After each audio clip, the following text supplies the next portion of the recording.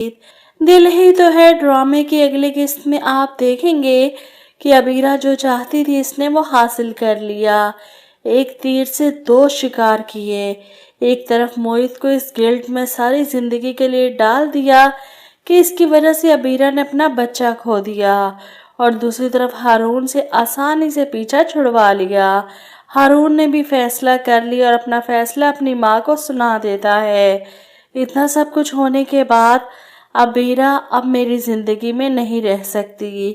موہت کو اس کی زندگی سے میں نہیں نکال سکا، اور کسی کی پرچھائی بن کر میں نہیں رہنا چاہتا۔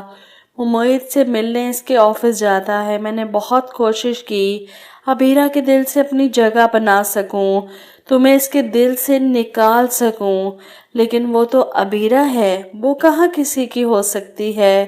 لیکن موہت کہتا ہے کہ عبیرہ اسی دن میری زندگی سے نکل گئی تھی جس دن اس نے مجھ پر الزام لگایا تھا، جس پر ہارون کہتا ہے کہ تم نے تو اسے اپنی زندگی سے نکال دیا، لیکن وہ آج بھی تمہیں پانے کے لیے کچھ بھی کر سکتی ہے۔ تمہیں پانے کے لیے اس نے میرا بچہ قربان کر دیا۔ وہ جان بوجھ کر موہت کے پاس آیا ہے اسے بتانے کے لیے کہ عبیرہ اور میرے بیچ ہونے والی دوریوں کی وجہ تم ہو۔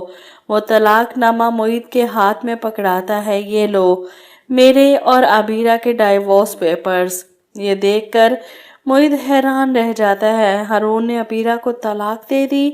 موہت پریشان ہوتا ہے، عبیرہ پہلے ہی دکھی تھی، اپنا بچہ کھو دیا، اب طلاق ملنے کے بعد اس کا کیا حال ہوگا، کس طرح سامنا کروں گا اس کا۔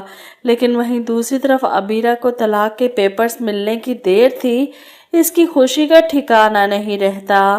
وہیں صبوحی اس کی آنکھوں میں آنسو ہیں کہ ان کی بیٹی اجڑ کر گھر بیٹھ گئی۔ ادھر صبرینہ اپنی بہن کو فون کر کے اس کی خیریت معلوم کرنے کی کوشش کرتی ہے، ساتھ ہی مس کیرج کا افسوس بھی کرنا تھا۔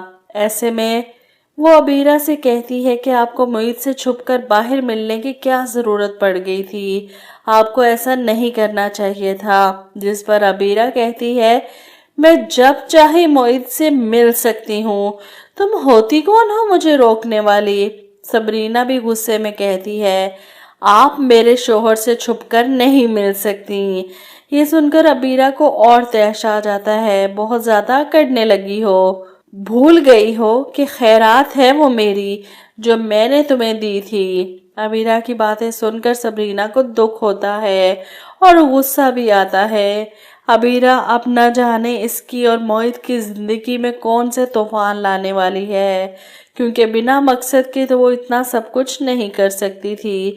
موہت پریشان ہے، عبیرہ سے نظریں نہیں ملا سکتا، اس کی وجہ سے بچہ بھی کھو دیا اور شوہر نے بھی طلاق دے دی، اور عبیرہ بھی جان بوجھ کر اس کے سامنے ڈرامے بازیاں کرے گی جیسے اس سے زیادہ دکھی تو دنیا میں کوئی ہے ہی نہیں۔ اب میں کیا کروں گی، سب ختم ہو گیا، سب برباد ہو گیا، میں تنہا کیسے زندگی گزاروں گی۔ وہ موہت کے پیچھے پڑے گی اب صحیح معنوں میں۔